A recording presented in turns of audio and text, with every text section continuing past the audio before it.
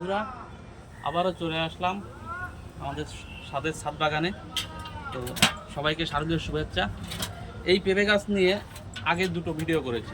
একটা ছিল ঘূর্ণিঝড় রিমেল থেকে কীভাবে গাছটাকে বাঁচাবো, দ্বিতীয়ত এই গাছটায় ফল আসছিল না, সেজন্য একটা অপারেশন করেছিলাম। তো কথাই বলে কষ্ট বা পরিশ্রম করলে তার ফল পাওয়া যায়। দেখুন এখন পেঁপে গাছটায় কীভাবে ফলটা ধরেছে।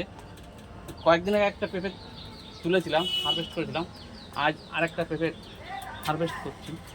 দেখুন আগের দিনে পেঁপেটা একটু বড় ছিল, ওইটার ওয়েট ছিল